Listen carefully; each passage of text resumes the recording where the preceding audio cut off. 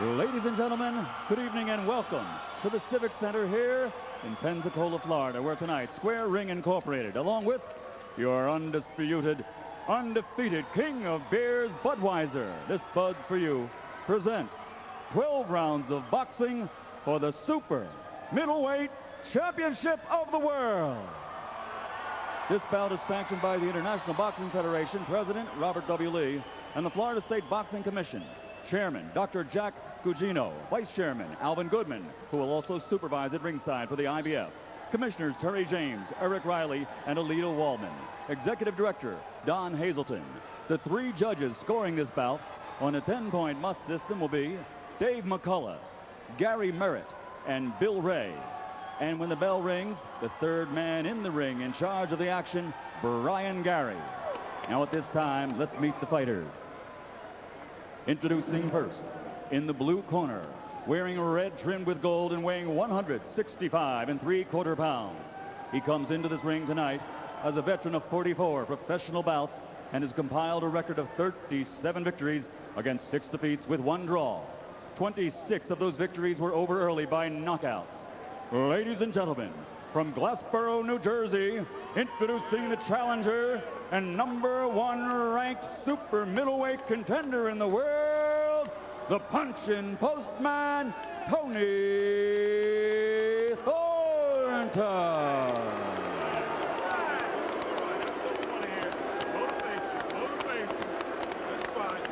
And his opponent across the ring in the red corner, wearing aqua and weighing in at 167 1/2 pounds. In 1988, he was voted the Olympic Games most outstanding boxer. He captured a silver medal, and since turning professional, he has 2 world title belts and a perfect record of 29-0. His punching power has earned him 25 knockouts, 15 KOs in 3 rounds or less, 6 KOs in the very first round, and he is considered by many to be, pound for pound, the best fighter in the world today. Ladies and gentlemen, from Pensacola, Florida, presenting the undefeated super middleweight champion of the world, Roy Jones Jr.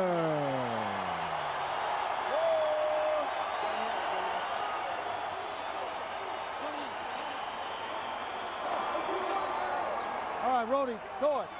All right, gentlemen, I'll be the third man in the ring with you this evening in charge of this IBF World Title bout at all times.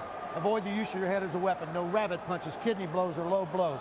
If you score a knockdown, go to the neutral corner and don't come out till I signal. Protect yourself at all times. Shake hands. Come out boxing at the bell. And now, boxing fans, are you ready? Pensacola, Florida, are you ready? There's only one thing left to do. Ladies and gentlemen, let's get ready to rumble!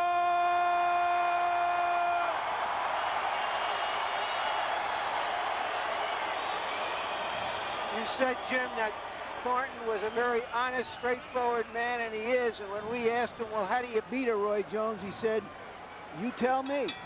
Well, now he's got to tell us. He said very candidly in a pre-fight press briefing, it would be bogus to say I can outbox the guy. How do you outbox him?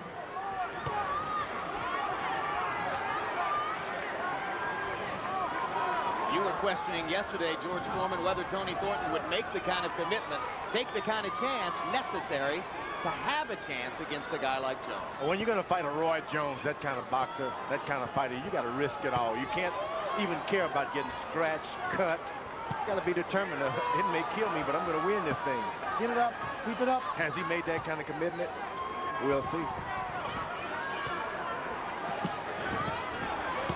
And in the interview, it didn't seem like he'd made that kind of commitment at all. Your hands are free. Roy Jones is in a strange situation here. He's expected to win, but you just can't do it dynamically against this kind of fight. This kind of fighter. You got to take your time. He's going to be Jones around. fought against Antoine Bird here in March. He suspected he might have a shot at a first-round knockout, and he delivered it.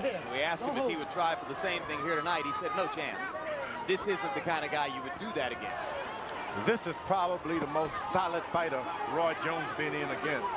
Not the best, but he's solid. Since James Toney or including James Toney? Including James Toney. James Toney is a great fighter, a good fighter, but he goes outside sometimes the laws of boxing. This guy stays within the realms of good self-defense. If you're going to get him, it's because you're going to have to go to the body a lot, then come up to the head. You're not going to get him with one shot. Jones backing into the ropes twice here in the first round and giving Thornton a chance to dictate the action at close range. Jones has had a couple of those fluid combination throwing moments, but by and large, he's been sizing up Thornton, and Thornton has taken advantage of the opportunity to show off his solid technique. Hard left hook by Jones. Thornton protecting himself as Roy tries to come with another left hook. Thornton is very solid. You finish doing what you're going to do, then he gets right back on you with his constant solid.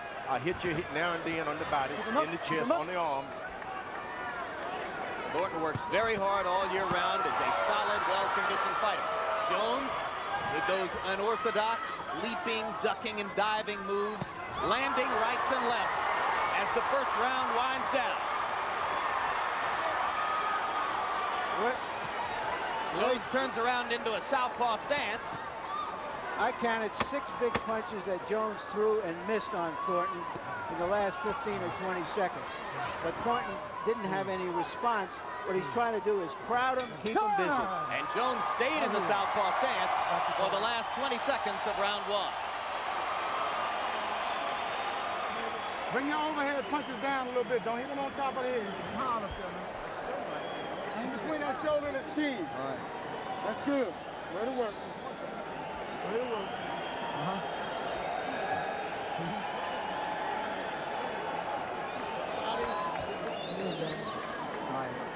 Good? Okay, there you go. Lip, and you want to hit it, right? Don't go over top too much. Okay. Make him throw it. See what I meant about those wide hooks that he throws? Bang, bang, bang, bang. One right behind the other, but they're wide. 2 out of every 3 is a slat. One may be hard. Go ahead and pull. He's good to go. His left eye got a little pocket in it. Roy Jones is the hardest kind of fighter to fight because he's hard to hit and he hits hard.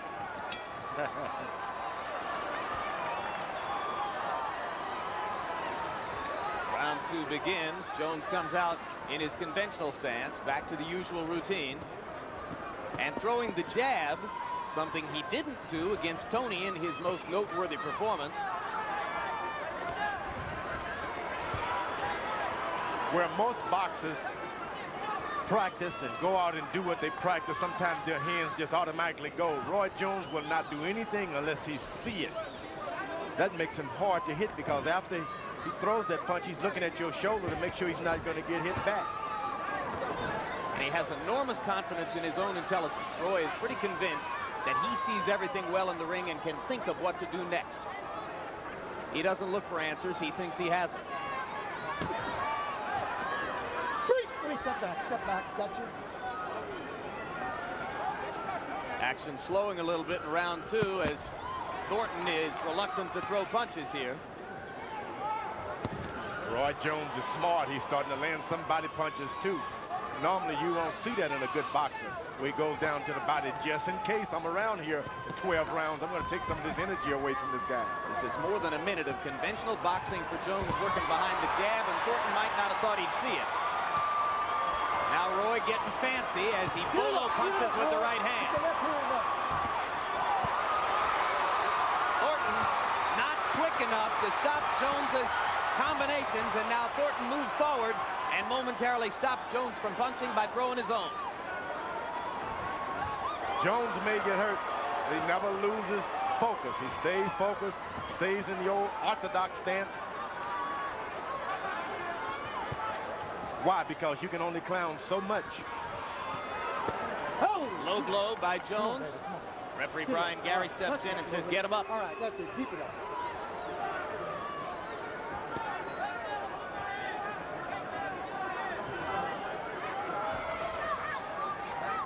Tony Thornton, according to punch stat numbers, has thrown 4 punches in the round. Now there are a couple of pawing lefts from Thornton. In his last fight against Vinny Pazienza, Roy Jones pitched a shutout in the 4th round, when for the first time in punch stat number history, Pazienza didn't land a punch in an entire round. It had never happened before. Thornton was able to land one jab. Now, to the outside observer, that means nothing. But, hey, he had not been able to land one jab all night. Now he's got one in. Next time you get 2 in, and you're getting closer and closer to reaching Roy Jones. You got to climb a mountain one hand at a time. That's it. One punch at a time.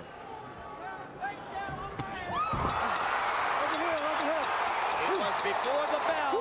It was before the bell. Thornton gets up easily All right, Tony? to beat the 8 count. And now that's the end of round number 3. Cannot be saved by the bell. The He was round saved ended. because he got up at the count of 8. Yeah, the round ended. You're all right. The round ended. They gave him the count after the bell. The round ended. You all right? Put it down. Put it down. A leaping left hand Pulling out with the whole puts Thornton down. And let us remind you, he has never been knocked out. I hope you're pulling back from it. You know better than that. Okay? You're pulling. Here it is. Reflexes and power like this are rare to see. It's like seeing a combination ballet dancer and bouncer. What a punch. He puts no body into his punches either. All fist, like hands of stone. But his shoulder gets into it. There's something No, unique. it's all fist. He's got a hard he's got a good forearm there. Something. There's nothing in that but Number 3. fist power. Do it. Well, let's face it, he's unbelievably strong for 168 pounds. There's growing discussion about whether he can someday fight heavyweights. Unbelievably strong is a good word. Come on now. Keep him up. Come on. Let's go. Jones in that round, 31 of 84, 37%. Thornton landed 5 of 18 punches in round 3. Or round 2, I should say. Thornton in trouble. Can't punch back. Come on, Tony. Got to fire. Got to fire, Tony. Got to fire. That's it. That's it. That's it. That'll do it. All right, brother. Too much. His shoulder hurt.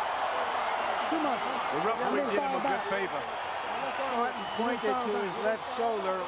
He's had problems with his left arm in the past. Apparently he threw it out.